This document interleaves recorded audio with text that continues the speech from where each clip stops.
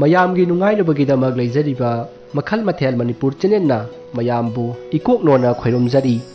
ꯉꯁꯤꯁꯨ ꯃꯌꯥꯝꯒꯤ ꯅꯨꯡꯉꯥꯏꯅꯕꯒꯤꯗꯃꯛ Manipuri horror story ꯑꯃꯃꯨꯛ ꯄꯨꯗꯨꯅ ꯂꯥꯛꯆꯔꯤ ꯍꯣꯔꯔ ꯁ꯭ꯇꯣꯔꯤ ꯑꯁꯤꯒꯤ ꯃꯃꯤꯡ ꯊꯣꯡꯈꯣꯡ ꯋꯥꯔꯤ ꯑꯁꯤ ꯍꯤꯡꯂꯤꯕ ꯑꯃꯗꯤ ꯁꯤꯈ꯭ꯔꯕ ꯀꯅꯥꯒꯨꯝꯕꯤ ꯑꯃꯠꯇꯒ ꯃꯔꯤ ꯂꯩꯅꯖꯗꯤ ꯑꯏꯕꯅ ꯋꯥꯈꯜꯅ ꯁꯥꯒꯠꯆꯔꯒ ꯇꯥꯕꯤꯔꯤꯕꯁꯤꯡꯒꯤ ꯉꯥꯏꯍꯥꯛ ꯄꯣꯊꯥꯅꯕꯒꯤꯗꯃꯛꯇ ꯁꯦꯝꯖꯕ ꯋꯥꯔꯤꯅꯤ ꯍꯧꯖꯤꯛ ꯃꯌꯥꯝꯗ ꯈꯨꯗꯣꯜ ꯇꯝꯖꯔꯤ ꯃꯅꯤꯄꯨꯔꯤ ꯍꯣꯔꯔ ꯁ꯭ꯇꯣꯔꯤ ꯊꯣꯡꯈꯣꯡ ꯅꯨꯃꯤꯠꯇꯨ ꯅꯣꯡ ꯌꯥꯝ ꯀꯟꯅ ꯇꯥꯏ ꯈꯥꯛꯄ ꯂꯥꯎꯕ ꯂꯦꯞꯇꯦ ꯍꯔꯤ ꯍꯣꯏꯒꯤ ꯌꯨꯝꯗꯨ ꯁꯪꯒꯣꯏ ꯌꯨꯝꯁꯥꯅꯤ ꯌꯨꯝꯒꯤ ꯆꯥꯛꯁꯪ ꯑꯗꯨꯁꯨ ꯀꯥꯕꯛ ꯃꯤꯅ ꯁꯤꯖꯤꯟꯅꯈꯤꯕ ꯑꯃꯟꯕ ꯖꯤꯡꯒꯅ ꯀꯨꯞꯄꯒ ꯁꯥꯕꯅꯤ ꯑꯗꯨꯁꯨ ꯋꯥꯆꯦꯠꯅ ꯆꯞꯄꯒ ꯁꯥꯈꯤꯕꯅꯤ ꯅꯣꯡ ꯍꯦꯛ ꯆꯨꯔꯛꯄ ꯈꯨꯗꯤꯡꯒꯤ ꯆꯥꯛꯁꯪꯗꯨ ꯄꯨꯡꯇꯥꯎ ꯑꯗꯨꯝ ꯇꯥꯎꯏ ꯅꯨꯃꯤꯠꯇꯨꯃꯗꯤ ꯑꯌꯨꯛꯇꯒꯤ ꯍꯧꯅ ꯅꯣꯡ ꯇꯥꯒꯗꯧꯔꯦ ꯈꯪꯕꯅꯤꯅ ꯈꯔ ꯁꯦꯝꯖꯤꯜꯍꯧꯕꯅ ꯈꯔꯗꯤ ꯁꯥꯐꯔꯦ ꯃꯔꯝ ꯑꯁꯤꯅ ꯍꯔꯤ ꯑꯃꯗꯤ ꯃꯥꯒꯤ ꯅꯨꯄꯤ ꯁꯅꯥꯍꯟ ꯑꯃꯗꯤ ꯃꯈꯣꯏꯒꯤ ꯃꯆꯥ ꯑꯍꯨꯝ ꯑꯗꯨꯒ ꯌꯥꯝꯅ ꯅꯨꯡꯉꯥꯏꯅ ꯇꯨꯝꯖꯔꯤ ꯑꯗꯨꯕꯨ ꯑꯣꯟꯊꯣꯛꯄꯒꯤ ꯂꯥꯏꯕꯛꯅꯤ ꯅꯨꯡꯉꯥꯏꯅ ꯇꯨꯝꯂꯤꯕ ꯍꯔꯤ ꯑꯃꯗꯤ ꯃꯥꯒꯤ ꯅꯨꯄꯤ ꯑꯉꯥꯡꯁꯤꯡꯗꯨ ꯇꯨꯝꯍꯜꯂꯔꯣꯏ ꯃꯇꯥꯒꯨꯝ ꯅꯨꯡꯁꯤꯠ ꯀꯟꯅ ꯁꯤꯜꯂꯛꯂꯦ ꯍꯔꯤꯗꯨ ꯇꯨꯝꯕ ꯌꯥꯗ꯭ꯔ ꯃꯥꯜꯂꯦ ꯃꯃꯤꯠ ꯄꯥꯡꯊꯣꯔꯛꯏ ꯑꯗꯨꯒ ꯈꯜꯂꯤ ꯑꯁ ꯀꯔꯝꯅꯣ ꯅꯣꯡꯗꯨ ꯆꯨꯔꯗꯤ ꯅꯨꯡꯁꯤꯠꯇꯨ ꯌꯥꯎꯔꯛꯑꯅꯨꯗꯅ ꯇꯔꯥꯅ ꯐꯥꯕ ꯆꯥꯛꯁꯪꯒꯤ ꯖꯤꯡꯒꯁꯤ ꯂꯣꯏꯅ ꯑꯃꯨꯛ ꯆꯠꯈꯤꯕ ꯇꯥꯔꯦꯅꯤ ꯇꯧꯔꯤꯁꯦ ꯑꯁꯨꯝꯅ ꯈꯜꯂꯤꯉꯩ ꯆꯥꯛꯁꯪꯂꯣꯝꯗꯒꯤ ꯒ꯭ꯔꯣꯡ ꯂꯥꯎꯕ ꯑꯍꯨꯕ ꯃꯈꯣꯜ ꯑꯃ ꯇꯥꯔꯛꯏ ꯑꯗꯨꯗ ꯍꯔꯤꯅ ꯍꯥꯏ ꯑꯃ ꯆꯠꯄ ꯍꯧꯈ꯭ꯔꯦ ꯏꯪꯂꯀꯥꯟꯁꯤꯗ ꯄꯦꯜꯂꯕꯅꯤꯗ ꯍꯦ ꯂꯥꯏꯔꯕ ꯑꯁꯨꯝꯅ ꯉꯥꯡꯗꯨꯅ ꯐꯃꯨꯡꯗꯒꯤ ꯍꯧꯒꯠꯂꯛꯏ ꯍꯧꯅꯔꯨꯕ ꯇꯧꯗꯦ ꯃꯥꯒꯤ ꯅꯨꯄꯤ ꯁꯅꯥꯍꯟꯁꯨ ꯍꯧꯒꯠꯂꯛꯏ ꯑꯗꯨꯒ ꯆꯥꯛꯁꯪꯂꯣꯝꯗ ꯄꯔꯞ ꯆꯪꯏ ꯑꯁꯨꯝꯅ ꯃꯈꯣꯏꯅ ꯆꯪꯉꯛꯄꯗꯗꯤ ꯆꯥꯛꯁꯪꯗ ꯀꯨꯞꯄ ꯖꯤꯡꯒ ꯑꯅꯤ ꯍꯨꯝꯗꯣꯛꯑꯒ ꯂꯩꯔꯝꯃꯤ ꯃꯗꯨꯗ ꯍꯔꯤꯅ ꯐꯖꯔꯦ ꯄꯨꯡ ꯍꯥꯡꯉꯦꯗꯅꯁꯦ ꯀꯩ ꯀꯥꯟꯗꯕꯗ ꯊꯜꯂꯝꯃꯤꯅꯣ ꯈꯪꯗꯦꯅꯦ ꯂꯣꯏ ꯍꯨꯝꯈ꯭ꯔꯒꯦ ꯍꯥꯏꯗꯤꯅꯦ ꯍꯨꯝꯈ꯭ꯔꯣ ꯆꯥꯛꯁꯪꯁꯤꯁꯨꯅꯦ ꯂꯣꯏꯅ ꯍꯨꯝꯈ꯭ꯔꯣ ꯂꯥꯏꯔꯕ ꯑꯩꯈꯣꯏꯁꯦ ꯂꯣꯏꯅ ꯍꯨꯝꯈ꯭ꯔꯣ ꯏꯅꯥ ꯈꯨꯟꯕꯁꯤꯡꯗꯤ ꯑꯃꯣꯟꯕ ꯃꯄꯥꯛ ꯃꯊꯛꯇ ꯄꯣꯟꯊꯥ ꯑꯊꯥꯕ ꯁꯨꯞꯄꯒ ꯅꯣꯡ ꯇꯥꯕꯁꯦ ꯇꯨꯝꯕ ꯅꯨꯡꯉꯥꯏ ꯀꯀꯥꯏꯗꯅ ꯇꯨꯝꯃꯝꯅꯤ ꯂꯥꯏ ꯐꯥꯎꯕ ꯏꯅꯥ ꯈꯨꯟꯕꯒꯤ ꯃꯥꯏꯀꯩꯗ ꯂꯩꯀꯣ ꯄꯦꯜꯂꯦ ꯃꯩꯁꯨ ꯂꯥꯛꯇꯦ ꯃꯅꯤꯄꯨꯔꯅꯦꯅ ꯇꯧꯔꯤꯁꯤꯅ ꯅꯣꯡꯕꯨ ꯇꯥꯔꯕ ꯃꯩ ꯑꯗꯨꯝ ꯃꯨꯠꯂꯦ ꯅꯣꯡꯁꯤꯒ ꯁꯣꯛꯅ ꯁꯝꯅꯕ ꯌꯥꯗꯕ ꯃꯇꯩ ꯊꯣꯛꯅꯕ꯭ꯔꯥ ꯈꯪꯗꯦ ꯋꯥꯅꯤ ꯑꯁꯨꯝꯅ ꯍꯔꯤꯅ ꯉꯥꯡꯗꯨꯅ ꯆꯥꯛꯁꯪꯗꯒꯤ ꯍꯨꯝꯗꯣꯛꯈꯤꯕ ꯖꯤꯡꯒ ꯑꯗꯨ ꯑꯃꯨꯛ ꯂꯧꯁꯤꯟꯗꯨꯅ ꯅꯣꯡ ꯅꯨꯡꯁꯤꯠ ꯃꯔꯛ ꯑꯗꯨꯗ ꯆꯥꯛꯁꯪꯗ ꯀꯨꯞꯅꯅꯕ ꯀꯟꯅ ꯂꯥꯛꯅꯔꯤ ꯃꯁꯤꯒꯤ ꯃꯇꯨꯡ ꯎꯆꯤꯟ ꯅꯥꯆꯤꯟ ꯖꯤꯡꯒꯗꯨ ꯀꯨꯞꯄꯗꯤ ꯂꯣꯏꯁꯤꯜꯂꯦ ꯍꯔꯤꯗꯨ ꯅꯣꯡꯅ ꯄꯨꯡꯆꯣꯠ ꯆꯣꯠꯂꯦ ꯏꯪꯕꯅꯁꯨ ꯃꯁꯥꯗꯨ ꯊꯛ ꯅꯤꯛꯂꯕꯅꯤ ꯃꯥꯒꯤ ꯅꯨꯄꯤ ꯁꯅꯥꯍꯟꯅ ꯃꯥꯒꯤ ꯍꯣꯡꯗꯣꯛꯅꯕ ꯐꯤ ꯄꯤꯔꯤ ꯍꯥꯏ ꯁꯅꯥꯍꯟ ꯅꯪꯁꯨ ꯑꯩꯉꯣꯟꯗ ꯂꯩꯕꯗꯒꯤ ꯅꯨꯡꯉꯥꯏꯕꯅ ꯂꯣꯏꯔꯦꯅꯦ ꯅꯃꯥꯅ ꯄꯣꯛꯄꯗꯒꯤ ꯁꯤꯒꯨꯝꯕꯁꯤ ꯊꯦꯡꯅꯔꯝꯈꯤꯔꯣꯏ ꯐꯤꯂꯝꯗ ꯀꯩꯗ ꯎꯕ ꯅꯠꯇꯅ ꯑꯁ ꯇꯥꯅꯤꯡꯗꯦꯗ ꯀꯥꯏꯗꯤ ꯋꯥꯅꯣ ꯏꯪꯂꯤꯕꯗꯣ ꯈꯔ ꯐꯅꯕ ꯃꯩ ꯍꯧꯒꯠꯁꯤꯔꯥ ꯍꯧꯒꯠꯂꯅꯤ ꯍꯧꯖꯤꯛꯄꯨ ꯀꯗꯥꯏꯗꯒꯤ ꯁꯤꯡꯅ ꯍꯧꯒꯠꯀꯗꯧꯔꯤꯕꯅꯣ ꯅꯣꯡ ꯌꯨꯁꯟꯕꯒꯤ ꯆꯥꯛꯁꯪꯁꯤꯁꯨ ꯂꯧꯇꯥꯛ ꯁꯥꯔꯦ ꯀꯗꯥꯏꯗꯒꯤ ꯁꯤꯡꯅ ꯃꯩ ꯍꯧꯒꯠꯀꯗꯧꯔꯤꯕꯅꯣ ꯃꯤ ꯍꯣ ꯐꯔꯦꯁꯦ ꯑꯗꯨ ꯑꯣꯏꯔꯒꯅ ꯐꯃꯨꯡꯗ ꯆꯪꯕꯤꯈ꯭ꯔꯣ ꯂꯣꯛ ꯑꯃꯨꯛ ꯊꯨꯡꯂꯛꯄ ꯇꯥꯔꯦ ꯑꯩ ꯆꯥꯛꯁꯪꯁꯦ ꯍꯥꯏꯐꯦꯠꯇ ꯅꯞꯊꯣꯛꯑꯝꯈꯤꯒꯦꯕ ꯍꯣꯏꯗ ꯅꯪꯅ ꯇꯧꯕꯗꯣ ꯑꯗꯨꯝ ꯇꯧ ꯑꯩ ꯉꯥꯏꯒꯦ ꯂꯥꯇꯦꯟꯁꯤꯁꯨ ꯀꯥꯂꯤ ꯉꯥꯛꯇ ꯉꯥꯏꯔꯦꯅ ꯇꯧꯔꯤꯁꯦ ꯑꯁꯨꯝꯅ ꯍꯔꯤ ꯑꯃꯗꯤ ꯁꯅꯥꯍꯟꯗꯨ ꯋꯥꯔꯤ ꯁꯥꯟꯅ ꯆꯥꯛꯁꯪꯒꯤ ꯖꯤꯡꯒ ꯀꯨꯞꯄ ꯏꯁꯤꯡ ꯅꯞꯊꯣꯛꯄ ꯇꯧꯗꯨꯅ ꯂꯩꯔꯤ ꯃꯁꯤꯒꯤ ꯃꯇꯨꯡ ꯃꯈꯣꯏ ꯑꯅꯤ ꯊꯕꯛ ꯂꯣꯏꯔꯗꯨꯅ ꯐꯃꯨꯡꯂꯣꯝꯗ ꯆꯪꯉꯛꯂꯦ ꯃꯈꯣꯏꯅ ꯐꯃꯨꯡꯂꯣꯝꯗ ꯆꯪꯉꯛꯄꯗꯗꯤ ꯅꯣꯡ ꯉꯥꯜꯂꯝꯗꯥꯏꯒꯤ ꯃꯇꯝ ꯑꯣꯏꯔꯛꯂꯦ ꯅꯣꯡꯁꯨ ꯄꯥꯊꯈ꯭ꯔꯦ ꯃꯁꯤꯗꯒꯤ ꯍꯔꯤ ꯑꯃꯗꯤ ꯃꯥꯒꯤ ꯅꯨꯄꯤꯗꯨ ꯇꯨꯝꯊꯕ ꯌꯥꯗ꯭ꯔꯗꯨꯅ ꯋꯥꯔꯤ ꯁꯥꯟꯅꯔꯒ ꯑꯣꯏꯅ ꯂꯩꯔꯦ ꯅꯨꯃꯤꯠ ꯑꯁꯤꯒꯤ ꯅꯣꯡ ꯍꯦꯛ ꯉꯥꯟꯕꯒ ꯍꯔꯤ ꯂꯥꯡꯐꯩ ꯆꯠꯅꯕꯒꯤ ꯊꯧꯔꯥꯡ ꯂꯣꯏꯈ꯭ꯔꯕꯅꯤ ꯍꯔꯤꯅ ꯆꯠꯀꯗꯧꯔꯤꯕ ꯂꯥꯡꯐꯩ ꯈꯣꯡꯆꯠ ꯑꯗꯨꯒꯤꯗꯃꯛ ꯃꯥꯒꯤ ꯅꯨꯄꯤ ꯁꯅꯥꯍꯟꯗ ꯋꯥꯔꯤ ꯋꯥꯇꯥꯏ ꯀꯌꯥ ꯁꯥꯟꯅꯔꯤ ꯃꯁꯤꯒꯤ ꯃꯇꯨꯡ ꯃꯇꯝꯗꯨ ꯍꯧꯈ꯭ꯔꯦ ꯅꯣꯡꯁꯨ ꯐꯖꯅ ꯉꯥꯜꯂꯦ ꯍꯔꯤꯗꯨ ꯃꯃꯥꯏ ꯃꯃꯤꯠ ꯇꯥꯗ꯭ꯔꯤꯉꯩ ꯑꯌꯨꯛ ꯑꯉꯟꯕꯗ ꯍꯧꯗꯨꯅ ꯉꯔꯥꯡ ꯃꯍꯥꯛꯅ ꯀꯥꯕꯛ ꯁꯦꯝꯖꯤꯟꯈꯤꯕ ꯆꯥꯛꯁꯪ ꯑꯗꯨꯒꯤ ꯐꯤꯕꯝ ꯌꯦꯡꯁꯤꯜꯂꯤ ꯑꯗꯨꯒ ꯁꯦꯝꯖꯤꯟꯕ ꯌꯥꯕ ꯁꯦꯝꯖꯤꯜꯂꯤ ꯃꯥꯒꯤ ꯅꯨꯄꯤ ꯁꯅꯥꯍꯟꯁꯨ ꯑꯌꯨꯛ ꯉꯟꯅ ꯍꯧꯗꯨꯅ ꯍꯔꯤꯅ ꯆꯠꯅꯕꯒꯤ ꯂꯣꯏꯁꯤꯟ ꯈꯝꯖꯤꯟꯕ ꯇꯧꯔꯤ ꯑꯁꯨꯝꯅ ꯇꯧꯅꯔꯤꯉꯩ ꯍꯔꯤꯒꯤ ꯃꯃꯥꯟꯅꯕꯁꯤꯡꯅ ꯊꯣꯡꯒꯥꯜꯗꯒꯤ ꯀꯧꯅꯔꯛꯂꯦ ꯃꯁꯤꯗꯒꯤ ꯍꯔꯤꯁꯨ ꯇꯥꯔꯗꯨꯅ ꯃꯥꯒꯤ ꯅꯨꯄꯤ ꯁꯅꯥꯍꯟꯗ ꯐꯖꯅ ꯑꯉꯥꯡꯁꯤꯡꯒ ꯂꯩꯔꯝꯃꯨ ꯍꯥꯏꯅ ꯃꯆꯥꯁꯤꯡꯕꯨ ꯁꯅꯥꯍꯟꯗ ꯁꯤꯟꯅꯔꯝꯂꯒ ꯃꯍꯥꯛꯁꯨ ꯃꯃꯥꯟꯅꯕꯁꯤꯡꯒ ꯂꯥꯡꯐꯩ ꯆꯠꯈ꯭ꯔꯦ ꯃꯁꯤꯒꯤ ꯃꯇꯨꯡ ꯍꯔꯤ ꯍꯣꯏꯒꯤ ꯀꯥꯡꯕꯨꯗꯨ ꯃꯈꯣꯏꯅ ꯆꯠꯂꯤꯕ ꯃꯐꯝ ꯑꯗꯨ ꯌꯧꯗꯨꯅ ꯃꯐꯝ ꯆꯥꯕ ꯑꯃꯗ ꯃꯈꯣꯏꯒꯤ ꯇꯨꯝꯐꯝ ꯍꯤꯞꯐꯝ ꯁꯦꯝ ꯁꯥꯔꯤ ꯃꯈꯣꯏꯅ ꯇꯨꯝꯐꯝ ꯍꯤꯞꯐꯝ ꯁꯥꯔꯤꯕ ꯃꯐꯝ ꯑꯗꯨꯗꯒꯤ ꯈꯤꯇꯪ ꯆꯠꯂꯒ ꯊꯣꯡ ꯑꯃ ꯂꯩ hari hoina leriba mafam aludagi yengbada ingan ngana adumak ui numit adumadi makhoi lepham chafam semlingai thabak sudrei mathangi nonganbadagi hauragadabani haiduna numitudi injang ahawba thongduna sare masigi matung makhoi mathang tumnari asomna makhoi tumnakiba ngehak leraga nupi amana kappagi khonjal tarai matam aduda ngasai makhai tumluraba harigi mamanaba nanaudu mikap thorai maduda mahakna nupi amana kaplibadu taki nanausi yamna kigali aduna mahakna tariba khonjal aduda khangki kiduna mahak tumina tasinduna leidi mahakna asomna mareng chalakpa aduda harina nanau kaidore lai ko bisurabo suru o macha ko omnai gi neibudonga tawri sibo herai taw nangdi tadro asida nupi ma kapisa ha kana kapeba asomna hairaga harisu tumina mana thangatlaga tai tanja aduda makhoi ka punna tumliba makhoi sing aduna tadeda haina hainara tumin leiramba mayamna mathang tadi hainarakpa aduda nanaudu ingak ngai maduda nanauna hauji aina hawalakpadadi kapamine nui mayamna marang tawbasida tumin lekhibi wani asomna nanauna hariba wafam adu mayamna thawina khalludana mathang tumna khrei masidagi nanausu adumak tumkhrei matamdu haukhre mathangi nongale mayam punamak mathang haugatnaduna magi thabak hawnaba sem sanarei makoina tawgadoriba thabak asi paka lawgadoribani mayamdu thabak haukhre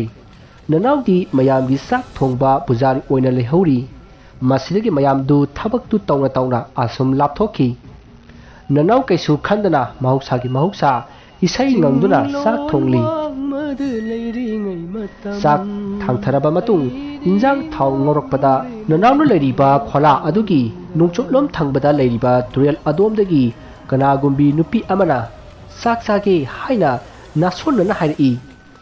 khonjal adu tabada nanawdu isai saambadagi sap lepi aduga tumina lei asomna ngai hak tumina leirabasu karimata tataba aduda nanawna ai kawbro haina mamaidu nongchup olaga hangki adubu kanasu kaisu hairakhidi masidagi nanawdu wakhalna oira male khanduna isai amuk sai makuta pariba khabai aduna mana adwaida leiriba pochai pukham mayam aduda mathang thengduna yamna kanna raga nungairi injang su kanna puruk sauri tanja aduda magi matungda leiriba khoi lakphai lakminaba nupa amagi tengkotu keng launa hauna thilai khonjal adu tabada nanaw tungda phat onthoi aduga tengot aduda yengi adubu kari amata toramde masidagi nanawdu asum haidaraktabadagi mahak mapanda thorakle aduga khola adugi akoibadu koilei leiduna yengi adubu kanasu kaisu toramdi masidagi mahakna koina asum jengakpada thong adu mi khara lanba ukhi madu upata mahak kiba khara faraduna khola manung aduda changi asopna mahakna changakpada ngasai makhai matungda lehoba tengkot adu mana tan thilamba jegap adugi manakta uppaga lerami madu ubada nanawdu khangprek khangi masa adu swai lawi masidagi mahak parap thoraklaga mayam thabak suriba adomda laklaga sak loire laknaro haina lawki mahakna sak loire haina lawrakpa aduda mayamdu makuna tawriba thabak adu loisilasi nungdil amuk surasi haina duna makoi kholaromda lakle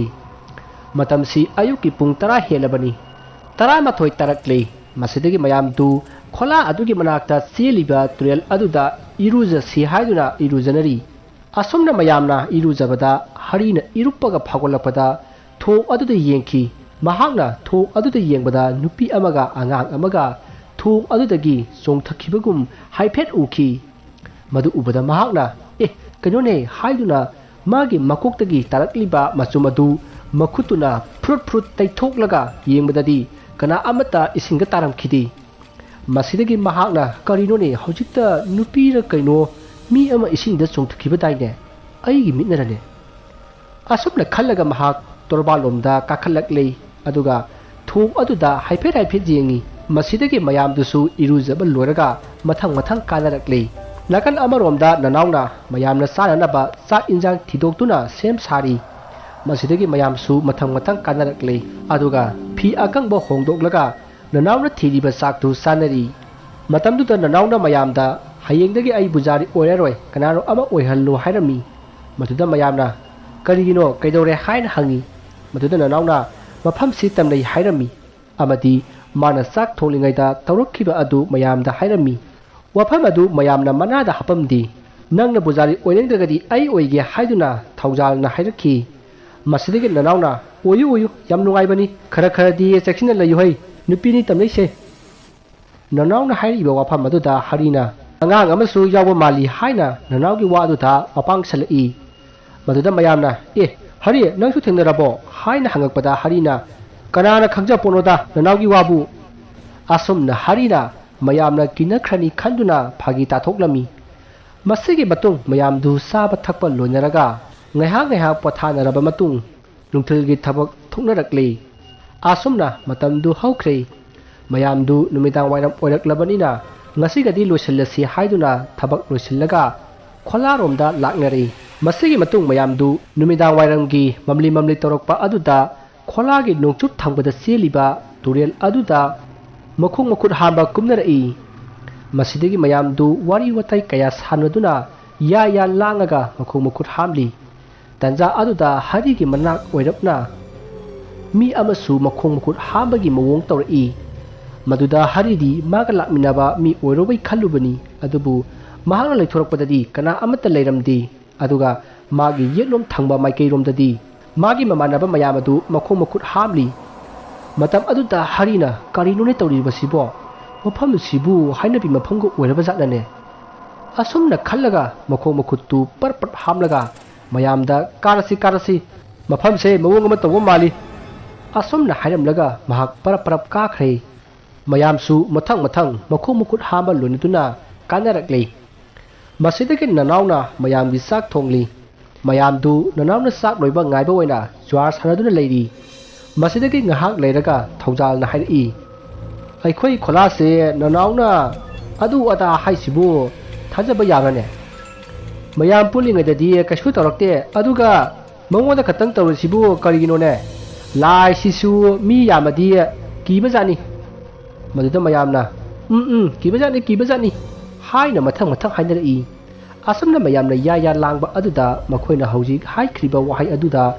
ꯅꯨꯄꯤꯒꯤ ꯈꯣꯟꯖꯦꯜ ꯃꯥꯟꯕ ꯑꯃ ꯌꯥꯎꯈꯤꯕꯒꯨꯝ ꯇꯧꯈꯤ ꯑꯗꯨꯝꯅ ꯇꯧꯕ ꯑꯗꯨꯗ ꯃꯌꯥꯝꯗꯨ ꯇꯨꯃꯤꯟ ꯂꯩꯅꯩ ꯑꯗꯨꯒ ꯀꯔꯤꯅꯣ ꯍꯧꯖꯤꯛ ꯅꯨꯄꯤ ꯑꯃ ꯋꯥ ꯉꯥꯡꯕꯗꯧꯅ ꯇꯧꯈꯤꯕꯗꯨꯕꯣ ꯍꯥꯏꯅ ꯍꯪꯅꯔꯛꯏ ꯍꯨꯏꯅ ꯇꯧꯏꯅꯦ ꯍꯥꯏꯅ ꯑꯃꯨꯛ ꯀꯣꯏꯂꯥꯡ ꯂꯥꯡꯅꯩ ꯃꯁꯤꯗꯒꯤ ꯃꯈꯣꯏ ꯈꯔ ꯍꯧꯒꯠꯂꯒ ꯈꯣꯂꯥꯗꯒꯤ ꯃꯄꯥꯟ ꯊꯣꯔꯛꯂꯦ ꯑꯗꯨꯒ ꯈꯣꯂꯥꯒꯤ ꯑꯀꯣꯏꯕ ꯑꯗꯨꯗ ꯀꯣꯏꯌꯦꯡ ꯌꯦꯡꯉꯤ ꯃꯌꯥꯝ ꯌꯥꯝꯕꯅꯤꯅ ꯀꯩꯁꯨ ꯊꯣꯏꯅꯗꯤ ꯀꯤꯅꯈꯤꯗꯦ ꯍꯦꯟꯅ ꯑꯗꯨꯝ ꯅꯨꯡꯉꯥꯏꯕ ꯍꯥꯏꯕꯗꯨ ꯑꯣꯏꯈꯤ ꯃꯁꯤꯗꯒꯤ ꯃꯈꯣꯏ ꯈꯔꯅ ꯂꯥꯏ ꯇꯥꯜꯂꯤꯕꯅꯤ ꯍꯥꯏꯗꯨꯅ ꯐꯖꯗꯕ ꯋꯥꯍꯩ ꯋꯥꯇꯥ ꯀꯌꯥ ꯂꯥꯎ ꯈꯣꯡꯗꯨꯅ ꯐꯥꯒꯤ ꯖꯨꯒꯥꯏ ꯇꯧꯔꯤ ꯑꯗꯨꯒ ꯃꯅꯥꯛ ꯑꯗꯨꯋꯥꯏꯗ ꯇꯥꯕ ꯅꯨꯡꯁꯤꯡ ꯑꯗꯨ ꯈꯨꯜꯂꯒ ꯇꯨꯔꯦꯜ ꯃꯄꯥꯟꯂꯣꯝꯗ ꯍꯧꯔꯤꯕ ꯅꯥꯄꯤꯁꯤꯡ ꯑꯗꯨꯗ ꯂꯪꯁꯤꯜꯂꯤ ꯃꯁꯤꯗꯒꯤ ꯃꯈꯣꯏ ꯑꯃꯨꯛ ꯈꯣꯂꯥ ꯃꯅꯨꯡꯗ ꯆꯪꯅꯔꯛꯂꯦ ꯑꯗꯨꯒ ꯆꯥꯛ ꯂꯣꯏꯕ ꯉꯥꯏꯕ ꯑꯣꯏꯅ ꯖ꯭ꯋꯥꯔ ꯑꯃꯨꯛ ꯁꯥꯟꯅꯔꯤ ꯍꯟꯗꯛꯇꯤ ꯀꯩꯃꯠꯇ ꯇꯧꯔꯛꯈꯤꯗ꯭ꯔꯦ ꯃꯌꯥꯝꯁꯨ ꯊꯣꯏꯅ ꯈꯟꯖꯤꯜꯂꯨꯗ꯭ꯔꯦ ꯃꯁꯤꯒꯤ ꯃꯇꯨꯡ ꯅꯅꯥꯎꯅ ꯆꯥꯛ ꯂꯣꯏꯔꯛꯄꯗꯒꯤ ꯃꯌꯥꯝꯗꯨ ꯆꯥꯛ ꯆꯥꯊꯣꯛꯂꯦ ꯑꯗꯨꯒ ꯃꯊꯪ ꯃꯍꯩ ꯇꯨꯝꯅꯈ꯭ꯔꯦ ꯅꯨꯃꯤꯠꯇꯨ ꯊꯥꯕꯜ ꯐꯖꯅ ꯊꯣꯛꯏ ꯅꯨꯡꯁꯤꯠꯁꯨ ꯈꯔ ꯑꯗꯨꯝ ꯁꯤꯠꯂꯤ ꯇꯥꯟꯖꯥ ꯑꯗꯨꯗ ꯉꯔꯥꯡꯒꯤ ꯃꯇꯧꯒꯨꯝ ꯅꯨꯄꯤ ꯑꯃ ꯀꯞꯄꯒꯤ ꯈꯣꯟꯖꯦꯜ ꯇꯥꯔꯛꯏ ꯍꯟꯗꯛꯇꯤ ꯈꯣꯟꯖꯦꯜ ꯑꯗꯨ ꯈꯣꯂꯥ ꯑꯗꯨꯗ ꯇꯨꯝꯂꯤꯕ ꯃꯈꯣꯏ ꯂꯣꯏꯅ ꯇꯥꯈꯤ ꯃꯁꯤꯗꯒꯤ ꯃꯌꯥꯝꯅ ꯈꯣꯂꯥ ꯑꯗꯨꯗꯒꯤ ꯃꯄꯥꯟꯗꯗꯤ ꯊꯣꯛꯇꯕꯤꯗ ꯈꯣꯂꯥ ꯑꯗꯨꯒꯤ ꯑꯍꯣꯕ ꯃꯈꯨꯜ ꯊꯤꯗꯨꯅ ꯀꯞꯂꯤꯕ ꯈꯣꯟꯖꯦꯜ ꯑꯗꯣꯝꯗ ꯀꯅꯥ ꯂꯩꯕꯅꯣ ꯍꯥꯏꯗꯨꯅ ꯌꯦꯡꯅꯔꯤ ꯃꯈꯣꯏꯅ ꯑꯁꯨꯝꯅ ꯌꯦꯡꯉꯛꯄꯗ ꯃꯈꯣꯏꯒꯤ ꯈꯣꯂꯥ ꯑꯗꯨꯗꯒꯤ ꯈꯔ ꯆꯠꯂꯒ ꯂꯩꯔꯤꯕ ꯊꯣꯡ ꯑꯗꯨꯗ ꯀꯅꯥꯒꯨꯝꯕꯤ ꯅꯨꯄꯤ ꯑꯃ ꯑꯉꯥꯡ ꯑꯃ ꯃꯈꯨꯠꯇ ꯁꯝꯂꯒ ꯀꯞꯄꯒ ꯆꯠꯄꯗꯨ ꯃꯈꯣꯏꯅ ꯎꯈꯤ ꯐꯤꯕꯝ ꯑꯗꯨ ꯎꯕꯗ ꯈꯣꯂꯥ ꯑꯗꯨꯗ ꯂꯩꯔꯤꯕ ꯃꯈꯣꯏ ꯃꯌꯥꯝꯗꯨ ꯃꯤꯍꯨꯟ ꯁꯨꯗ꯭ꯔꯦ ꯀꯔꯤꯅꯣ ꯎꯔꯤꯕꯁꯤꯕꯨ ꯈꯟꯗꯨꯅ ꯇꯨꯃꯤꯟ ꯌꯦꯡꯉꯤ ꯃꯁꯤꯗꯒꯤ ꯅꯨꯄꯤ ꯑꯗꯨ ꯊꯣꯡ ꯑꯗꯨꯗꯒꯤ ꯇꯞꯅ ꯃꯃꯤ ꯁꯥꯃꯤ ꯃꯥꯡꯈ꯭ꯔꯦ ꯑꯁꯨꯝꯅ ꯅꯨꯄꯤ ꯑꯗꯨꯒ ꯑꯉꯥꯡ ꯑꯗꯨꯒꯅ ꯃꯥꯡꯈꯤꯕ ꯑꯗꯨꯗ ꯃꯈꯣꯏ ꯂꯥꯡꯐꯩ ꯂꯥꯛꯄ ꯀꯥꯡꯕꯨ ꯑꯗꯨ ꯃꯈꯣꯏꯒꯤ ꯊꯥꯔꯤꯕ ꯇꯨꯝꯐꯝ ꯑꯗꯨꯗ ꯂꯥꯛꯅꯔꯒ ꯄꯔꯦꯡ ꯍꯤꯞꯄꯤ ꯑꯗꯨꯒ ꯃꯐꯝ ꯑꯁꯤꯗ ꯀꯨꯏꯅ ꯂꯩꯊꯕꯗ ꯈꯨꯗꯣꯡ ꯆꯥꯔꯣꯏ ꯑꯗꯨꯅ ꯍꯌꯦꯡꯃꯛ ꯃꯐꯝ ꯑꯃꯗ ꯈꯣꯂꯥ ꯍꯣꯡꯗꯣꯛꯁꯤ ꯍꯥꯏꯅ ꯃꯊꯪ ꯍꯥꯏꯅꯔꯛꯏ ꯋꯥꯐꯝ ꯑꯗꯨ ꯃꯌꯥꯝꯅ ꯌꯥꯅꯔꯦ ꯃꯁꯤꯗꯒꯤ ꯃꯈꯣꯏ ꯃꯊꯪ ꯇꯨꯝꯅꯔꯦ ꯑꯁꯨꯝꯅ ꯉꯥꯏꯍꯥꯛ ꯇꯨꯝꯊꯔꯕ ꯃꯇꯨꯡ ꯃꯈꯣꯏꯅ ꯇꯨꯝꯂꯤꯕ ꯈꯣꯂꯥ ꯑꯗꯨꯗ ꯅꯨꯡ ꯑꯃꯅ ꯌꯥꯝꯅ ꯀꯟꯅ ꯃꯈꯣꯜ ꯍꯧꯅ ꯊꯥꯔꯛꯏ ꯈꯣꯂꯥ ꯑꯗꯨ ꯖꯤꯡꯒꯅꯒ ꯀꯨꯞꯄꯤ ꯅꯦꯝꯒ ꯅꯦꯝꯕꯅꯤ ꯈꯣꯟꯖꯦꯜ ꯑꯗꯨꯅ ꯇꯨꯝꯂꯝꯕ ꯃꯌꯥꯝꯗꯨ ꯈꯪꯗꯨꯅ ꯃꯥꯅ ꯊꯣꯛꯄ ꯀꯣꯏꯂꯥꯎ ꯂꯥꯎꯅꯔꯛꯏ ꯃꯁꯤꯗꯒꯤ ꯈꯪꯍꯧꯗꯅ ꯃꯁꯤꯡ ꯌꯥꯝꯂꯕ ꯅꯨꯡꯁꯤꯡꯅ ꯃꯊꯪ ꯊꯣꯝꯖꯤꯜꯂꯛꯏ ꯃꯁꯤꯗꯒꯤ ꯈꯣꯂꯥ ꯃꯅꯨꯡꯗ ꯂꯩꯔꯝꯕ ꯃꯤꯌꯥꯝ ꯑꯗꯨ ꯃꯄꯥꯟꯂꯣꯝꯗ ꯀꯥꯏꯗꯨꯅ ꯆꯦꯟꯊꯣꯛꯅꯔꯛꯏ ꯑꯁꯣꯝꯅ ꯃꯈꯣꯏꯅ ꯆꯦꯟꯊꯣꯛꯅꯔꯛꯄꯗꯒꯤꯗꯤ ꯀꯔꯤꯝꯇ ꯇꯧꯔꯛꯈꯤꯗ꯭ꯔꯦ ꯃꯁꯤꯗ ꯈꯣꯂꯥ ꯑꯗꯨꯒꯤ ꯂꯤꯗꯔ ꯑꯗꯨꯅ ꯃꯌꯥꯝꯗ ꯁꯥꯎꯅ ꯍꯥꯏꯔꯛꯏ ꯅꯈꯣꯏꯅ ꯉꯁꯥꯏ ꯅꯨꯡ ꯊꯣꯝꯕꯩꯅꯤꯅꯦ ꯇꯧꯔꯛꯏꯁꯦ ꯁꯦ ꯐꯔꯦꯕꯁꯦ ꯂꯥꯏꯗ ꯎꯁꯤꯠꯇ꯭ꯔꯗꯤ ꯁꯤꯖꯒꯦꯗꯅꯤ ꯂꯤꯗꯔꯒꯤ ꯋꯥꯐꯝꯗꯨꯗ ꯉꯁꯥꯏ ꯅꯨꯡ ꯊꯣꯝꯃꯨꯕ ꯃꯈꯣꯏꯁꯤꯡ ꯑꯗꯨꯅ ꯍꯦꯔꯥ ꯇꯥꯕꯣꯝꯖꯥꯎ ꯑꯩꯈꯣꯏꯗꯤ ꯁꯥ ꯀꯩ ꯑꯣꯏꯔꯨꯕꯩ ꯅꯤꯡꯗꯨꯅ ꯊꯣꯝꯂꯨꯕꯒꯤ ꯋꯥꯅꯤ ꯂꯥꯏꯅꯤ ꯍꯥꯏꯕꯗꯤ ꯑꯩꯈꯣꯏꯅ ꯈꯪꯕ꯭ꯔꯣ ꯂꯤꯗꯔꯒ ꯃꯈꯣꯏ ꯈꯔꯒ ꯁꯟꯒꯠꯅꯔꯛꯄ ꯑꯗꯨꯗ ꯍꯔꯤ ꯑꯃꯗꯤ ꯃꯈꯣꯏ ꯈꯔꯅ ꯌꯥꯔꯁꯦ ꯀꯥꯟꯅꯗꯕꯗ ꯑꯗꯨꯏ ꯋꯥꯗꯣ ꯇꯣꯛꯑꯣ ꯑꯗꯨ ꯁꯔꯨꯛ ꯈꯣꯂꯥꯁꯦ ꯍꯌꯦꯡ ꯅꯣꯡ ꯍꯦꯛ ꯉꯥꯟꯕꯒ ꯃꯐꯝ ꯑꯃꯗ ꯍꯣꯡꯗꯣꯛꯅꯕ ꯇꯧꯁꯤ ꯍꯧꯖꯤꯛꯇꯤ ꯅꯨꯡ ꯊꯣꯝꯃꯛꯄꯁꯨ ꯂꯦꯞꯈ꯭ꯔꯕꯅꯤꯅ ꯇꯨꯝꯅꯔꯁꯤ ꯑꯁꯨꯝꯅ ꯍꯥꯏꯔꯒ ꯃꯌꯥꯝꯗꯨ ꯃꯊꯪ ꯆꯪꯅꯔꯛꯏ ꯃꯈꯣꯏꯅ ꯑꯁꯨꯝꯅ ꯆꯪꯉꯛꯄꯗ ꯃꯈꯣꯏꯒꯤ ꯇꯨꯝꯐꯝ ꯑꯗꯨꯗ ꯀꯅꯥꯅꯣ ꯈꯪꯗꯕ ꯃꯤꯑꯣꯏ ꯑꯅꯤ ꯐꯤꯅ ꯀꯨꯞꯁꯤꯜꯂꯒ ꯇꯨꯝꯕꯗꯧꯅ ꯂꯩꯔꯝꯈꯤ ꯃꯗꯨ ꯎꯕꯗ ꯃꯌꯥꯝꯗꯨ ꯏꯉꯛ ꯉꯛꯅ ꯀꯅꯥ ꯑꯣꯏꯔꯖꯥꯠꯅꯣ ꯈꯟꯗꯨꯅ ꯇꯨꯃꯤꯟ ꯂꯦꯞꯄꯒ ꯌꯦꯡꯉꯤ ꯃꯗꯨꯗ ꯊꯧꯖꯥꯜꯅ ꯍꯩ ꯀꯅꯥꯅꯣ ꯍꯥ ꯑꯁꯨꯝꯅ ꯍꯪꯉꯨꯕꯗ ꯅꯨꯄꯤ ꯑꯃꯒꯤ ꯈꯣꯟꯖꯦꯜꯗ ꯃꯔꯣꯟ ꯑꯃꯗ ꯋꯥ ꯍꯥꯏꯔꯛꯈꯤ ꯈꯣꯟꯖꯦꯜ ꯑꯗꯨ ꯇꯥꯕꯗ ꯃꯌꯥꯝꯗꯨ ꯈꯣꯂꯥ ꯃꯅꯨꯡꯗꯒꯤ ꯄꯨꯡꯀꯥꯏ ꯀꯥꯏꯗꯨꯅ ꯃꯥꯅ ꯊꯣꯛꯄ ꯃꯄꯥꯟꯗ ꯆꯦꯟꯊꯣꯛꯅꯔꯛꯏ ꯑꯗꯨꯕꯨ ꯅꯅꯥꯎꯗꯤ ꯀꯤꯃꯟꯈꯤꯕꯅ ꯒ꯭ꯌꯥꯟ ꯃꯥꯡꯈꯤꯗꯨꯅ ꯂꯣꯡꯅ ꯇꯥꯔꯒ ꯂꯩꯍꯧꯔꯦ ꯃꯌꯥꯝꯗꯨ ꯈꯣꯂꯥꯗꯨ ꯊꯥꯗꯣꯛꯑꯝꯃꯒ ꯐꯅ ꯌꯥꯝꯅ ꯁꯥꯡꯅ ꯆꯦꯟꯊꯣꯛꯅꯔꯛꯂꯕꯅꯤ ꯃꯇꯝ ꯑꯗꯨꯗ ꯍꯔꯤꯅ ꯅꯅꯥꯎ ꯌꯥꯎꯔꯛꯄ ꯎꯗꯕꯗꯒꯤ ꯃꯌꯥꯝꯗ ꯅꯅꯥꯎ ꯌꯥꯎꯔꯛꯇ꯭ꯔꯦ ꯍꯥꯏꯅ ꯍꯥꯏꯔꯛꯏ ꯋꯥꯐꯝ ꯑꯗꯨ ꯇꯥꯕꯗ ꯊꯧꯖꯥꯜ ꯄꯨꯡꯉꯛ ꯉꯛꯏ ꯑꯗꯨꯒ ꯃꯥꯒꯤ ꯃꯅꯥꯛꯇ ꯆꯦꯟꯃꯤꯟꯅꯔꯛꯈꯤꯕ ꯅꯅꯥꯎ ꯑꯗꯨꯗ ꯌꯦꯡꯉꯨꯕꯗꯗꯤ ꯃꯨꯁꯤꯟ ꯃꯨꯕ ꯃꯃꯥꯏ ꯃꯃꯤꯠ ꯑꯃꯠꯇ ꯎꯗꯕꯤ ꯅꯨꯄꯤ ꯑꯃ ꯑꯣꯏꯔꯝꯂꯦ ꯃꯗꯨ ꯎꯕꯗ ꯊꯧꯖꯥꯜꯁꯨ ꯀꯟꯅ ꯑꯃꯨꯛꯇꯪ ꯂꯥꯎꯔꯝꯃꯒ ꯒ꯭ꯌꯥꯟ ꯃꯥꯡꯈ꯭ꯔꯦ ꯅꯅꯥꯎꯁꯨ ꯌꯥꯎꯔꯛꯇ꯭ꯔꯦ ꯊꯧꯖꯥꯜꯁꯨ ꯒ꯭ꯌꯥꯟ ꯃꯥꯡꯈ꯭ꯔꯦ ꯇꯧꯔꯤꯕ ꯃꯑꯣꯡ ꯑꯁꯤꯗ ꯃꯌꯥꯝꯗꯨ ꯇꯧꯐꯝ ꯈꯪꯗ꯭ꯔꯦ ꯃꯁꯤꯗꯒꯤ ꯂꯤꯗꯔ ꯑꯗꯨꯅ ꯊꯧꯖꯥꯜꯕꯨ ꯈꯣꯂꯥ ꯑꯗꯨꯗ ꯄꯨꯁꯤꯜꯂꯒ ꯊꯝꯃꯁꯤ ꯑꯗꯨꯒ ꯅꯅꯥꯎꯕꯨ ꯑꯃꯨꯛ ꯊꯤꯔꯁꯤ ꯍꯥꯏꯕꯗꯒꯤ ꯃꯌꯥꯝꯁꯨ ꯑꯗꯨꯅ ꯐꯔꯅꯤ ꯈꯟꯗꯨꯅ ꯊꯧꯖꯥꯜꯕꯨ ꯃꯌꯥꯝꯅ ꯊꯥꯡꯗꯨꯅ ꯈꯣꯂꯥꯔꯣꯝꯗ ꯑꯃꯨꯛ ꯍꯜꯂꯛꯂꯦ ꯃꯈꯣꯏꯅ ꯑꯁꯨꯝꯅ ꯍꯜꯂꯛꯄꯗꯗꯤ ꯈꯣꯂꯥ ꯃꯅꯨꯡ ꯑꯗꯨꯗ ꯅꯅꯥꯎꯗꯨ ꯒ꯭ꯌꯥꯟ ꯃꯥꯡꯂꯒ ꯇꯥꯔꯒ ꯂꯩꯔꯝꯈꯤ ꯃꯗꯨ ꯎꯕꯗ ꯃꯌꯥꯝꯅ ꯆꯦꯟꯁꯤꯟꯗꯨꯅ ꯅꯅꯥꯎꯕꯨ ꯀꯧꯔꯝꯃꯤ ꯑꯗꯨꯒ ꯅꯤꯡꯊꯤꯖꯅ ꯍꯤꯞꯍꯜꯂꯦ ꯑꯗꯨꯒ ꯊꯧꯖꯥꯜꯁꯨ ꯍꯤꯞꯍꯜꯂꯦ ꯍꯧꯖꯤꯛ ꯅꯅꯥꯎꯁꯨ ꯊꯧꯖꯥꯜꯁꯨ ꯑꯁꯤꯕ ꯑꯃꯒꯨꯝ ꯒ꯭ꯌꯥꯟ ꯃꯥꯡꯂꯒ ꯇꯥꯔꯒ ꯂꯩꯕ ꯑꯁꯤ ꯎꯕꯗ ꯃꯈꯣꯏ ꯃꯌꯥꯝꯗꯨ ꯌꯥꯝꯅ ꯄꯥꯈꯠꯅꯔꯛꯏ ꯃꯁꯤꯗꯒꯤ ꯃꯌꯥꯝꯅ ꯏꯁꯤꯡꯕꯨ ꯊꯥꯕꯅꯦ ꯃꯈꯣꯡ ꯃꯈꯨꯠꯄꯨ ꯅꯣꯏꯕꯅꯦ ꯇꯧꯕ ꯑꯗꯨꯗ ꯅꯅꯥꯎꯗꯤ ꯒ꯭ꯌꯥꯟ ꯂꯥꯛꯂꯦ ꯃꯍꯥꯛꯅ ꯒ꯭ꯌꯥꯟ ꯂꯥꯛꯂꯕꯁꯨ ꯃꯍꯥꯛ ꯋꯥ ꯑꯃꯠꯇ ꯉꯥꯡꯗꯦ ꯇꯨꯃꯤꯟꯅ ꯂꯦꯞꯄꯒ ꯂꯩ ꯃꯌꯥꯝꯗ ꯃꯨꯟꯅꯁꯨ ꯌꯦꯡꯉꯤ ꯑꯗꯨꯒ ꯊꯧꯖꯥꯜꯗꯤ ꯒ꯭ꯌꯥꯟ ꯂꯥꯛꯇ꯭ꯔꯤ ꯇꯥꯟꯖꯥ ꯑꯗꯨꯗ ꯊꯧꯖꯥꯜꯗꯨ ꯃꯆꯤꯟꯗ मुरुम ꯁꯣꯟꯕ ꯍꯧꯔꯛꯏ ꯃꯗꯨꯗ ꯃꯌꯥꯝꯅ ꯀꯔꯤ ꯍꯥꯏꯔꯤꯕꯖꯥꯠꯅꯣ ꯍꯥꯏꯗꯨꯅ ꯃꯅꯥ ꯊꯥꯡꯖꯤꯟꯗꯨꯅ ꯇꯥꯔꯤ ꯑꯁꯨꯝꯅ ꯇꯧꯔꯛꯄ ꯑꯗꯨꯗ ꯅꯅꯥꯎꯁꯨ ꯀꯥꯆꯤꯜ ꯑꯃꯗ ꯇꯥꯁꯤꯟꯗꯨꯅ ꯇꯨꯃꯤꯟꯅ ꯐꯝꯂꯤ ꯇꯧꯔꯤꯕ ꯃꯑꯣꯡ ꯑꯁꯤꯗ ꯃꯌꯥꯝꯗꯨ ꯀꯩꯗꯧꯒꯗꯕꯅꯣ ꯍꯥꯏꯕ ꯑꯃꯠꯇ ꯈꯪꯅꯗ꯭ꯔꯤ ꯑꯗꯨꯕꯨ ꯊꯧꯖꯥꯜꯅ ꯍꯥꯏꯔꯤꯕꯗꯨ ꯂꯧꯁꯤꯟꯐꯝ ꯈꯪꯂꯝꯗꯦ ꯃꯁꯤꯗꯒꯤ ꯃꯈꯣꯏ ꯃꯌꯥꯝꯒꯤ ꯂꯤꯗꯔ ꯑꯗꯨꯅ ꯁꯨꯃꯥꯏꯅ ꯁꯨꯝ ꯂꯩꯕꯗꯤ ꯌꯥꯔꯔꯣꯏ ꯍꯥꯏꯗꯨꯅ ꯃꯅꯥꯛ ꯅꯛꯄ ꯌꯨꯝꯁꯤꯡꯗ ꯆꯪꯉꯒ ꯑꯃꯥꯏꯕ ꯑꯃ ꯍꯪꯂꯨꯕꯅ ꯐꯔꯅꯤ ꯍꯥꯏꯕꯗꯒꯤ ꯍꯔꯤ ꯌꯥꯎꯅ ꯃꯈꯣꯏ ꯃꯤꯑꯣꯏ ꯈꯔ ꯑꯃꯥꯏꯕ ꯊꯤꯕ ꯆꯠꯈ꯭ꯔꯦ ꯃꯁꯤꯒꯤ ꯃꯇꯨꯡ ꯃꯈꯣꯏ ꯈꯣꯂꯥ ꯑꯗꯨꯗꯒꯤ ꯈꯤꯇꯪ ꯆꯠꯂꯒ ꯂꯩꯕ ꯊꯣꯡꯒꯥꯜ ꯑꯃꯗ ꯆꯪꯉꯒ ꯌꯨꯝ ꯑꯃꯗ ꯃꯈꯣꯏꯅ ꯀꯅꯥ ꯂꯩꯒꯦ ꯌꯨꯝꯁꯤꯕꯣ ꯑꯩꯈꯣꯏ ꯃꯐꯝꯁꯤꯗ ꯊꯕꯛ ꯁꯨꯕ ꯂꯥꯛꯄ ꯃꯤꯑꯣꯏꯁꯤꯡꯅꯦ ꯑꯩꯈꯣꯏ ꯑꯋꯥꯕ ꯑꯃ ꯇꯥꯔꯦ ꯃꯇꯦꯡ ꯑꯝꯇ ꯄꯥꯡꯕꯤꯌꯣ ꯑꯁꯨꯝꯅ ꯃꯈꯣꯏꯅ ꯀꯧꯕ ꯑꯗꯨꯗ ꯌꯨꯝ ꯑꯗꯨꯗꯒꯤ ꯑꯍꯟ ꯑꯃ ꯊꯣꯔꯛꯏ ꯑꯗꯨꯒ ꯀꯩ ꯇꯧꯕ ꯌꯥꯎꯔꯒꯦ ꯍꯥꯏꯅ ꯍꯪꯉꯛꯏ ꯃꯗꯨꯗ ꯍꯔꯤꯅ ꯃꯈꯣꯏꯗ ꯊꯣꯛꯂꯤꯕ ꯊꯧꯗꯣꯛ ꯄꯨꯝꯅꯃꯛ ꯑꯍꯜ ꯑꯗꯨꯗ ꯇꯝꯈꯤ ꯃꯗꯨꯗ ꯑꯍꯟ ꯑꯗꯨꯅ ꯑꯗꯨꯗꯤ ꯑꯃꯥꯏꯕ ꯑꯃ ꯇꯥꯟꯅꯔꯁꯤ ꯑꯩ ꯃꯥꯏꯕ ꯑꯃꯒꯤ ꯌꯨꯝ ꯇꯥꯛꯀꯦ ꯍꯥꯏꯗꯨꯅ ꯑꯍꯟ ꯑꯗꯨꯒ ꯂꯣꯏꯅꯅ ꯃꯈꯣꯏ ꯑꯃꯥꯏꯕ ꯑꯗꯨꯒꯤ ꯌꯨꯝꯗ ꯂꯥꯛꯂꯦ ꯅꯥꯀꯟ ꯑꯃꯗꯅ ꯊꯧꯖꯥꯜꯗꯨ ꯆꯨꯝꯅ मुरुम ꯁꯣꯜꯂꯝꯕꯗꯒꯤ ꯅꯨꯄꯤꯒꯤ ꯈꯣꯟꯖꯦꯜꯗ ꯅꯣꯛꯄ ꯍꯧꯔꯛꯏ ꯑꯗꯨꯒ ꯃꯁꯥ ꯑꯗꯨꯁꯨ ꯂꯣꯡꯊꯦꯛ ꯊꯦꯛꯀꯠꯄ ꯍꯧꯔꯛꯏ ꯃꯥꯒꯤ ꯑꯗꯨꯒꯨꯝꯂꯕ ꯃꯑꯣꯡ ꯑꯗꯨꯗ ꯃꯌꯥꯝꯗꯨ ꯀꯤꯕꯅ ꯂꯣꯏꯅꯔꯦ ꯀꯔꯤ ꯇꯧꯔꯛꯀꯗꯧꯔꯤꯕꯖꯥꯠꯅꯣ ꯈꯟꯗꯨꯅ ꯊꯧꯖꯥꯜꯒꯤ ꯑꯀꯣꯏꯕꯗ ꯂꯦꯞꯄ ꯌꯥꯎ ꯐꯝꯕ ꯌꯥꯎ ꯇꯧꯗꯨꯅ ꯂꯩꯅꯔꯤ ꯅꯥꯀꯜ ꯑꯃꯗꯁꯨ ꯅꯅꯥꯎꯗꯨ ꯇꯥꯁꯤꯜꯂꯒ ꯐꯝꯂꯒ ꯇꯨꯃꯤꯟꯅ ꯂꯩꯔꯤ ꯃꯁꯤꯗꯒꯤ ꯈꯪꯍꯧꯗꯅ ꯃꯈꯣꯏꯅ ꯂꯩꯔꯤꯕ ꯈꯣꯂꯥ ꯑꯗꯨ ꯈꯥ ꯋꯥꯡ ꯆꯤꯡꯗꯨꯅ ꯅꯣꯝꯕ ꯍꯧꯔꯛꯏ ꯇꯧꯔꯛꯂꯤꯕ ꯃꯑꯣꯡ ꯑꯗꯨꯗ ꯃꯌꯥꯝꯗꯨ ꯖ꯭ꯋꯥꯔ ꯍꯥꯔꯕꯣꯏ ꯈꯟꯗꯨꯅ ꯄꯥꯈꯠꯅꯩ ꯑꯗꯨꯒ ꯃꯈꯣꯏ ꯈꯔꯅ ꯃꯄꯥꯟꯗ ꯆꯦꯟꯊꯣꯛꯅꯔꯛꯏ ꯃꯁꯤꯗꯒꯤ ꯑꯃꯨꯛ ꯇꯨꯃꯤꯟꯅ ꯂꯩꯈ꯭ꯔꯦ ꯅꯥꯀꯟ ꯑꯃꯗꯅ ꯑꯃꯥꯏꯕ ꯀꯧꯕ ꯆꯠꯈꯤꯕ ꯍꯔꯤ ꯑꯃꯗꯤ ꯃꯥꯒꯤ ꯀꯥꯡꯕꯨꯗꯨ ꯃꯈꯣꯏꯅ ꯍꯧꯗꯣꯛꯄ ꯑꯍꯟ ꯑꯗꯨꯒ ꯂꯣꯏꯅꯅ ꯑꯃꯥꯏꯕ ꯑꯃ ꯄꯨꯔꯒ ꯂꯥꯛꯂꯦ ꯂꯝꯕꯤꯗ ꯑꯃꯥꯏꯕ ꯑꯗꯨꯅ ꯀꯔꯤꯒꯤ ꯃꯐꯝ ꯑꯗꯨꯗ ꯌꯥꯔꯛꯂꯤꯕꯅꯣ ꯍꯥꯏꯅ ꯆꯩꯔꯝꯃꯤ ꯃꯗꯨꯗ ꯍꯔꯤꯅ ꯑꯩꯈꯣꯏꯗꯤ ꯃꯐꯝ ꯑꯁꯤꯒꯤ ꯃꯔꯝꯗ ꯑꯃꯠꯇꯁꯨ ꯈꯪꯗꯦ ꯍꯥꯏꯅ ꯈꯨꯝꯈꯤ ꯃꯗꯨꯗ ꯑꯃꯥꯏꯕ ꯑꯗꯨꯅ ꯅꯈꯣꯏꯅ ꯈꯪꯗ꯭ꯔꯕꯁꯨ ꯃꯅꯥꯛ ꯑꯗꯨꯋꯥꯏꯗ ꯂꯩꯔꯤꯕ ꯑꯍꯟꯁꯤꯡꯗ ꯃꯐꯝ ꯑꯁꯤ ꯀꯝꯗꯧꯕꯅꯣ ꯀꯔꯤꯅꯣ ꯍꯥꯏꯕꯗꯨ ꯍꯪꯐꯝ ꯊꯣꯛꯄꯅꯤꯅꯦ ꯑꯁꯨꯝꯅ ꯉꯥꯡꯗꯨꯅ ꯂꯥꯛꯄꯅ ꯍꯧꯖꯤꯛ ꯈꯣꯂꯥ ꯑꯗꯨ ꯌꯧꯔꯛꯂꯦ ꯃꯁꯤꯗꯒꯤ ꯑꯃꯥꯏꯕ ꯑꯗꯨꯅ ꯀꯔꯥꯏ ꯑꯅꯥꯕꯗꯣ ꯍꯥꯏꯗꯨꯅ ꯍꯪꯉꯤ ꯃꯗꯨꯗ ꯂꯤꯗꯔ ꯑꯗꯨꯅ ꯃꯅꯨꯡꯗ ꯂꯩꯔꯦ ꯍꯥꯏꯗꯨꯅ ꯄꯨꯁꯤꯜꯂꯛꯂꯦ ꯑꯗꯨꯒ ꯊꯧꯖꯥꯜꯕꯨ ꯌꯦꯡꯍꯜꯂꯝꯃꯤ ꯃꯁꯤꯗꯒꯤ ꯑꯃꯥꯏꯕ ꯑꯗꯨꯅ ꯊꯧꯖꯥꯜꯒꯤ ꯃꯈꯨꯠꯇ ꯄꯥꯏꯔꯒ ꯃꯤꯍꯨꯟꯒꯤ ꯀꯥꯡꯂꯣꯟ ꯌꯦꯡꯈꯤ ꯃꯁꯤꯗꯒꯤ ꯑꯃꯥꯏꯕ ꯑꯗꯨꯅ ꯂꯥꯏ ꯑꯃ ꯈꯣꯏꯔꯝꯁꯤ ꯑꯗꯨꯅ ꯀꯦꯟꯗꯜꯒꯤ ꯃꯩꯔꯥ ꯑꯍꯨꯝ ꯂꯩ ꯑꯉꯥꯡꯕ ꯑꯃꯗꯤ ꯆꯨꯍꯤ ꯈꯔ ꯑꯃꯁꯨꯡ ꯏ ꯊꯣꯛꯄ ꯖꯤꯕ ꯑꯃ ꯊꯧꯔꯥꯡ ꯇꯧꯔꯣ ꯍꯥꯏꯔꯛꯈꯤ ꯑꯁꯣꯝꯅ ꯍꯥꯏꯔꯛꯄꯗ ꯂꯤꯗꯔ ꯑꯗꯨꯅ ꯑꯇꯩꯗꯤ ꯂꯥꯡꯕ ꯉꯝꯅꯤ ꯑꯗꯨꯒ ꯆꯨꯍꯤꯗꯤ ꯀꯗꯥꯏꯗꯒꯤ ꯂꯧꯔꯒꯗꯧꯔꯤꯕꯅꯣ ꯍꯥꯏꯅ ꯈꯨꯝꯈꯤ ꯃꯗꯨꯗ ꯉꯁꯥꯏ ꯍꯔꯤ ꯍꯣꯏꯅ ꯀꯧꯊꯣꯛꯈꯤꯕ ꯑꯍꯟ ꯑꯗꯨꯅ ꯃꯈꯣꯏ ꯂꯩꯀꯥꯏꯗ ꯐꯪꯒꯅꯤ ꯍꯥꯏꯕꯗꯒꯤ ꯑꯍꯟ ꯑꯗꯨꯒ ꯂꯣꯏꯅꯅ ꯃꯈꯣꯏ ꯈꯔ ꯆꯨꯍꯤ ꯂꯧꯕ ꯆꯠꯈ꯭ꯔꯦ ꯃꯁꯤꯗꯒꯤ ꯃꯈꯣꯏ ꯈꯔ ꯑꯃꯅ ꯃꯅꯥꯛ ꯅꯛꯄ ꯃꯈꯣꯏꯅ ꯆꯦꯡ ꯍꯋꯥꯏ ꯊꯨꯝ ꯃꯣꯔꯣꯛ ꯍꯦꯛ ꯂꯩꯕ ꯗꯨꯀꯥꯟ ꯑꯗꯨꯗ ꯆꯠꯂꯒ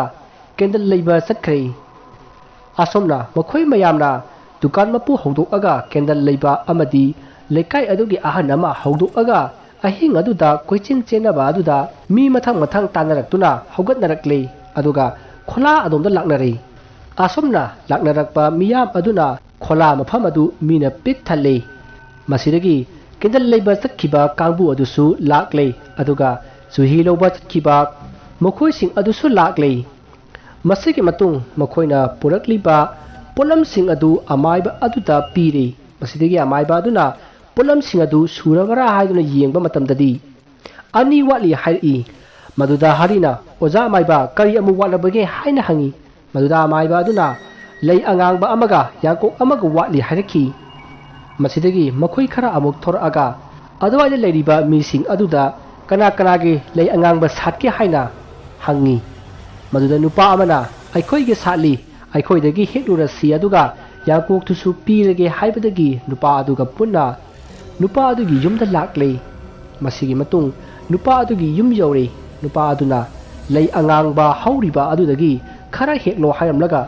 महाक्ति इमुंगदा यांकोक लौथोकपा संख्रे मसिदगी लई हेकपा लाक्लिबा मखोइसिंग अदुना लई पांबी अदुदा लई साटप्रा हायना कोइथि थिरमी अदुबु लई अमता साटपा उखिदे मसिदगी मखोइना थिबा याबा थिरबा मतुंग मना अदवाइदा हौबा जाकला हायदुना कोयेंग येंगलिंगै मखोइगा लाकमिनकिबा नुपा अदु इमुंगदगी यांकोक अमा पुरगा थोरकले Mahanga थोरकपदा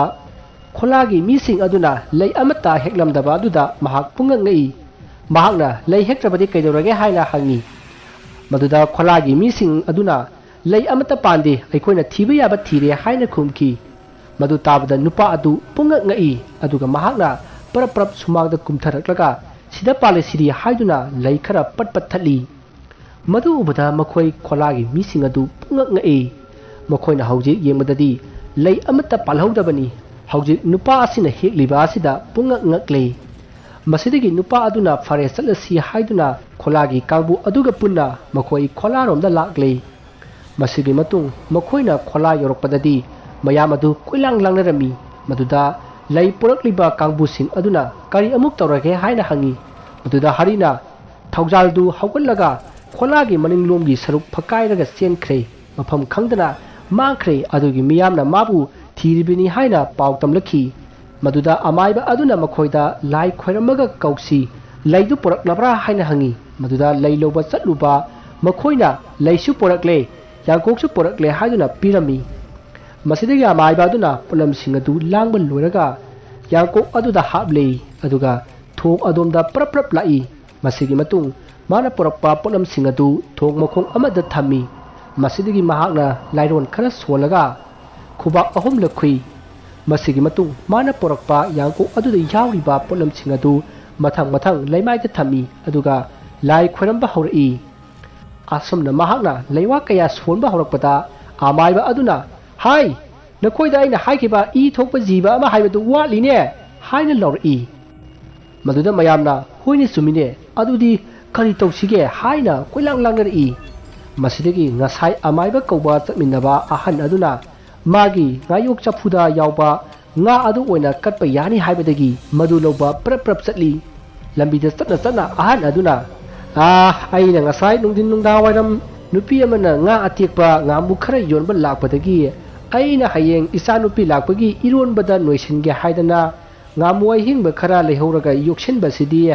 nakoi gidamak yokpa tarene ha maduda kholagi mising aduna tada aikhoi hayeng bazar dagi leraga soyana singjage adugi wabi gano tada era sum haibanida aina yohouba nga duna mi amagi punsi oina hingadori base masini ne mahi phanggadori base asomna wari sana lakpana han adugi mayum yore aduga nga sing adu puduna makoi thongkhong adumda lakle masidagi amaiba aduda nga sing adu pirami asomna ponam sing adu surobadu dadi amaiba aduna mapung phana laiwa sonba horai thong adugi manakta mina krik inaba makhai yengli masidagi amaiba aduna laiwa kaya sonba haurakpada turel torbat aduda nupi amana kanna kapagi khonjal tarai aduga asongba mongsong amadagi thaujaldu oina nupigi khonjalda mamit kanna uisillaga kappaga thorai aduga amaiba adugi manakta sap lepkhre masidagi amaiba aduna phamnaba haibadagi thaujaldu phamthai masidagi amaiba aduna karino leiwa khara leptana asum soli somdana magi manakta leiriba thaujaldu maiba adugi mamangda leiriba suhi adu makhutna lauraga marai sanga tingthoklaga akiba sapta amada suhi adu lekli atuga manakta leiriba lei angangba adusu manada chinsinkhre masidagi kanna amuk noklai tanja aduda nanaudusu amaiba adugi manakta sangsinkhre nanaugi matau adu ubada hari amadi langphai lakminaba kholagi mising adu pungak ngai adubu wadi amata hainadi masidagi nanaudu amaiba adugi manakta phamtharaga manakta leiriba nga ahingbadu setuna sarai madu ubada mayamdu karino tawriba sibo haiduna ya langnai masidagi amaiba aduna leiwa sonba yaba solaga khubak ahumlak prop khubada nanau amadi thaujandu gyan mangduna leimaida haithaki masidagi amaiba aduna kholagi mising koksinduna makoi anibu ningthijana leihannaba haiki masidagi makoi mayamna nanau amadi thaujanbu makoigi kholada pusinduna hifankhre masidagi amaiba aduna makha tana karino leiwa khara solaga mahaksu kholaromda lakle aduga nanau amadi thaujangi masada ising khara leiwa sonduna khikchali masidagi makoi ani tapna gyan lakle masigi matung amaiba adu magi thabak loire hallage haiduna sem sarai maduda khola adugi leader aduna awaman khara piki masigi matung amaiba aduna makha tana mafam asida leitanaba hairamlaga satkhre matamsi nonga phum taruklabani ngasai makai makoigi thabak aduda yengamba miyamadu mahai mayumda hanakhre adubu makoigi mateng pangliba ahan adudi hanri maduda harina ahan aduda thongkhong asida thokliba thongdok asi karidagi no haina hangi maduda ahan aduna aina khangba khara haige ko ngahan waida thong asi sadrinagi mamangda thong kaya sakhre adubu tha phana amata chakkhide maduda maibi sen hunduna yengbada mi ama hablabadi ngahak leitana ninkhariba asi ninkhaina roi hairaki maduda thong asigi thika loriba nupa aduna nepal dagi nupi ama leikhi leiriba nupi adu manipur sida thabak tahongani aidana leiraga porakhibani nupi adu gini haibada kana amata leitra male adubu laibak thibadi nupi duna lakpada magi masanupa amadi yaurakhi adubu makoi thong asida hamnaba porakhibanina adumak hapki makoi gi thawai duna ni tawribase nupi du makoi gi lamdudadi suhi yolaga hingbani hai lei angang basu sinba yamna pamba wera male aduga masadudi sanga saba yamna pamjai hai adunani makoi tainabada suhi lei angang ba I thokpa jiba yauribase